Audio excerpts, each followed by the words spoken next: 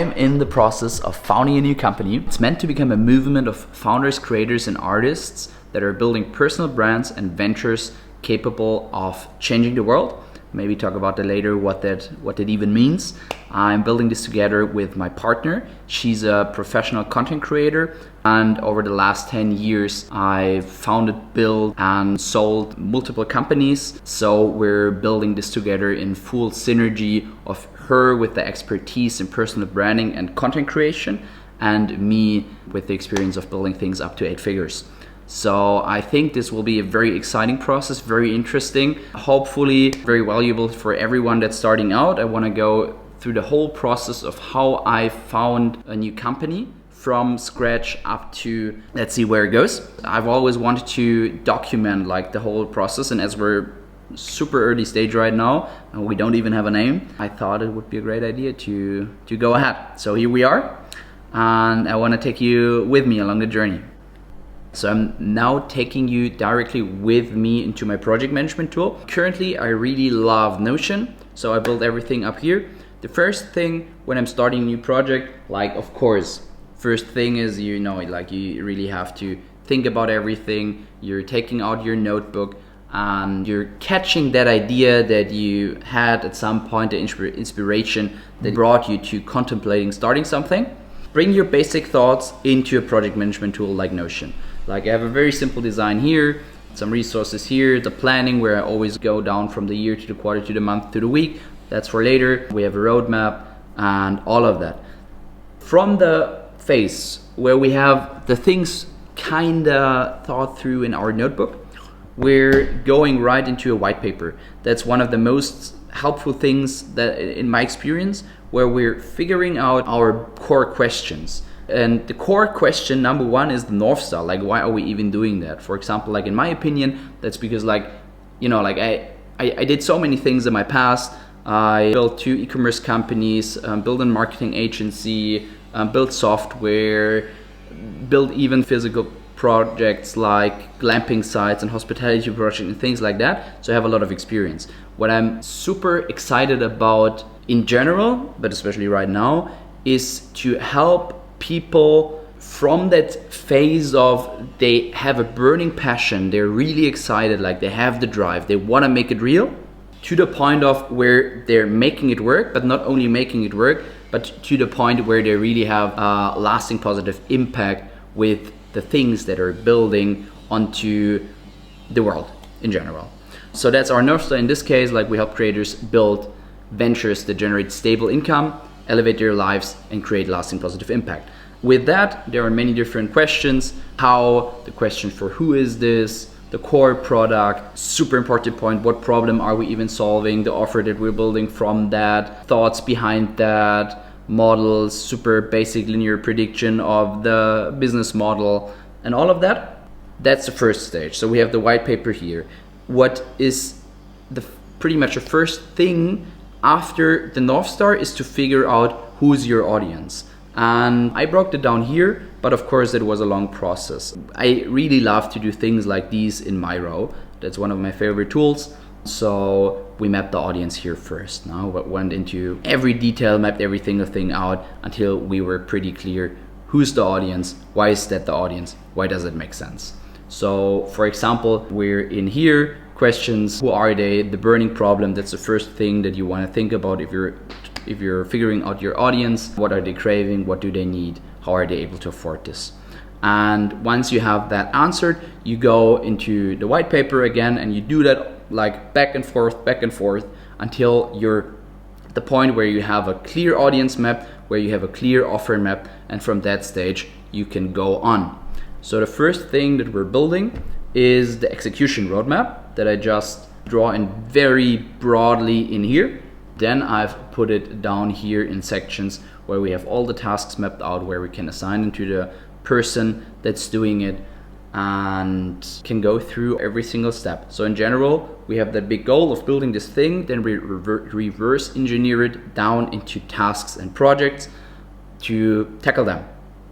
And that's the current stage we're at. We've kind of mapped the audience, we've kind of finalized the white paper, we assigned our genius zones, so who's doing what, who's the best for doing what. and started building the project, or let's say the product. Yeah, that's pretty much where we're at. So I kind of architected every feature that we need for the platform on the software side, found the right tool stack to run that, build a customer success journey, which is in our case mostly tied to content, action, and reflection. So to say, like a video course with daily tasks and all of that, implemented into the whole thing. And we're thinking about the front end, so building the landing page, website, and all of that. I want to do that on the afternoon, like getting into the thoughts and figuring out how to get there. And launch preparation, legal structure, and launch execution. Once more, I personally always build the white paper, map the audience. From there, I break it all down into projects and steps that I can go, and then break the tasks down and then just execute. In the end, it's just the consistency of executing. Yeah. Hey, new beginnings on the cusp. Not too old to adjust. Old dog, new tricks. Remember, I was just a pup. Something dirty in my cup. Clean soul, good karma is a must. Still my shooter in the cut. I was stuck inside a rut. So I've been working here on the front end for the last 2 hours. I'm pretty excited what came out of that. I want to show you later. But for now, we're gonna hop on the scooter, grab some lunch. We're gonna go to one of my favorite local places and continue later on here. Stuck inside a rut. Played the game, made bank, move G, anything to get a buck. You won't find me in the club. I'm in the lab trying to sharpen up the sword, swinging blades at these scrubs. Bitches flock like. So what did you do in the workshop? Like we went Was through it like that practical whole, with like directly? Yeah. Cool. Yeah, I downloaded new skills and connected all of my different platforms. And You mean the plugins or skills? skills and connectors. Those are two different things. Connectors is like, for example, Fathom, Canva, Miro, all of that. So I connect all that. Ya, mau pesan 2 dan lalapan, Dua pakai tepung. dan nasi, dan tahu. Anything else? Dua porsi total. Dua. And that's one of my favorite words. That's why I was excited. Well, that's not a food vlog now, I mean. What the fuck? This looks so good.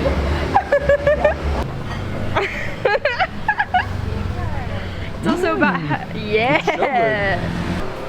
Well, this will not be usable.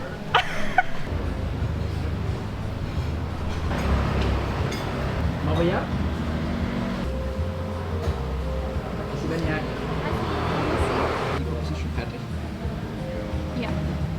I want to show you something. I was contemplating earlier this morning about the whole decision around who should build our brand design, who will build our website logo and all of that, because that was always the default in my past. I always hired some kind of senior designer to build these things out. Doing that, I wasn't really happy with the time frame that we had to expect and the costs that we would have to cover by doing so. So I wanted to try something different.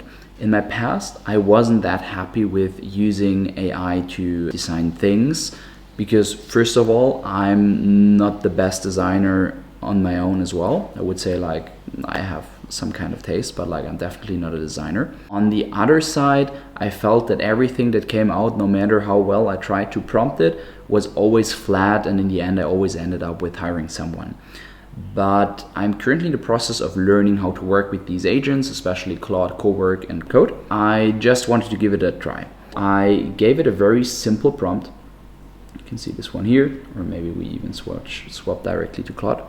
You can see this one here. I gave it a very simple prompt to give me 3 different brand identities that we then can use and just get a feel of how it will turn out.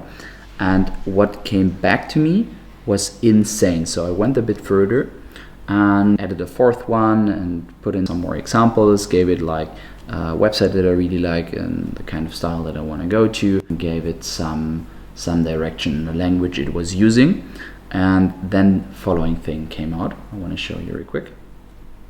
And it's this whole brand booklet. So we have a simple HTML with direction folders, with a clear briefing, what's all in there, everything linked back to the things that we put in. and what came then out of that. And we got 4 directions. First one is this atlas thing here. We have the color palette, we have the typography, the voice, logos, and so on. Second one is Bloom in this case. Then it was Prime. Prime was like very tech based, really looked like a Stripe website or something like that. And then we came to the 4th one, and the 4th one is already going very clearly into the direction that we want to go with that. And I want to show this to you real quick. So we can click here into view the brand book, and then we see a mapped out design for this kind of style. In there we have, of course, like the content book. We have some kind of description around that gives you a clear feeling what this is all about. We have the logos here. We have the chromatic system with all the colors in there. We have the voice, we have the fonts, and then we even can go down to a quick overview how the UI could look like with all the components, with the potential landing page, how this is turning into, and the mobile app, and so on. And by seeing this, I was like super impressed by what's already coming out of that, without me being an expert on how to prompt these things. Like I did not even build up the whole Claude structure with the folders and all of that. So seeing this and knowing that in my past I paid, like for something like this, I already paid 10k to a designer, and then I added 15 to 20k euros for the website to turn all of this into a website. And it definitely was not really better than what came out of that. I feel like that's already very tasteful. I want to do things different this time, so I want to take on the challenge to build this whole thing, the brand identity, together with the landing page and all that comes with it, on my own, and use it as a challenge to really become good at working with these agents, because obviously they are the future, and I really need to be able to work with them, because otherwise I'm just wasting my time. I really want to leverage what I'm doing. So yeah, I just wanted to take you with me. I'm super impressed what came out of it, and super excited how this will take shape in the future, and what kind of website we can build out of that. And I'll definitely take you along the journey.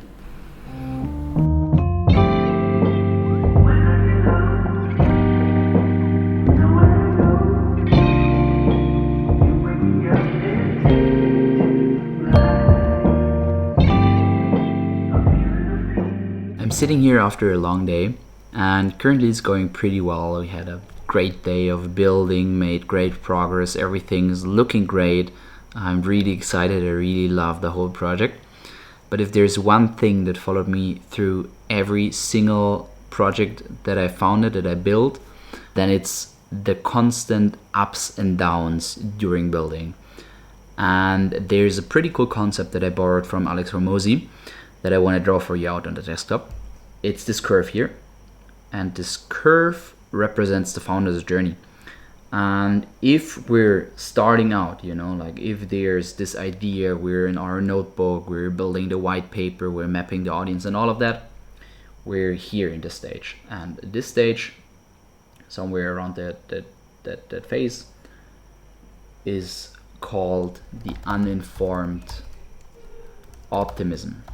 Everything looks great, everything's exciting, we're building new things, every day we're doing something new, we're figuring it out, it looks cool, it's exciting. And we're going that way, and eventually we reach that point where it starts feeling a little hard, like the first obstacles come in, we're facing challenges, things don't work out the way you wanted it to, the offer we already launched and the offer is not right, people are not buying it, we're not able to build the product that we wanted to build with the budget that we have and all of that. And in that phase, we're in the informed pessimism. And that continues. We're going a bit down the road, going a bit further, somewhere until here, and we're at the rock bottom. And here is where the magic happens, you know, like here's where the magic happens. We either go this way down here, or we go this way up here. And this way down here, the rock bottom, that's where I see a pattern in pretty much 99% of all first-time founders. And that's what we call crash/dump.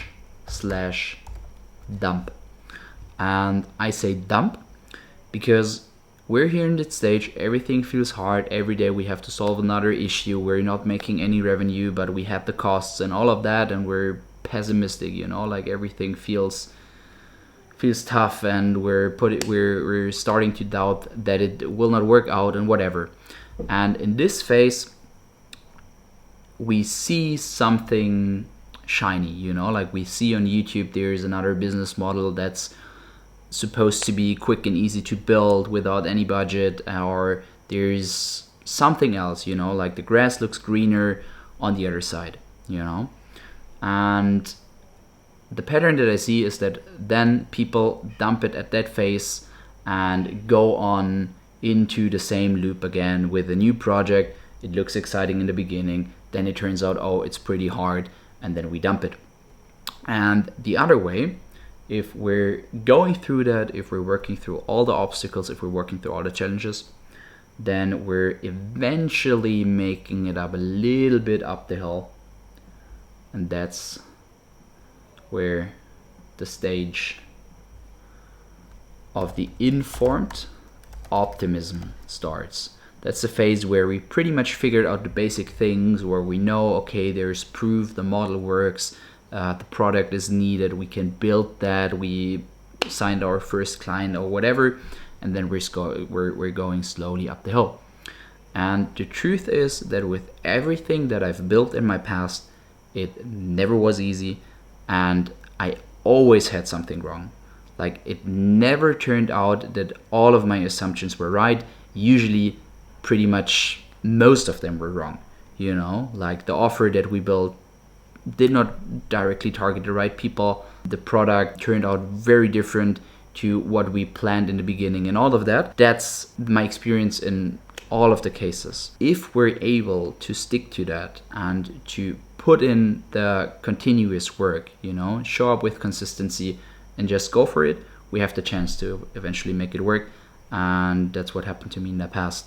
Now it's going pretty well, but I know that there will be something that I'm, you know, like that I'm currently in the phase of the uninformed optimism, at least slightly, and there will be something off that needs to be adjusted, some kind of assumptions that are just turning out wrong. Even in the great phases, I always recall that curve, always remember that we will have obstacles and we will have to go through that, and that helps me to always be informed and to always stick to it and work myself up until we make it work, or we are 100% clear that it doesn't make sense to follow it. So yeah, that's something that I always use whenever I'm building anything. So I wanted to share that with you. I think it's one of the most helpful things to make sure that you stay on your path and that you put in the work, and that just reaffirms you in, you know, going the next step and showing up continuously. And I'm sure it will work out then. I hope it helps you.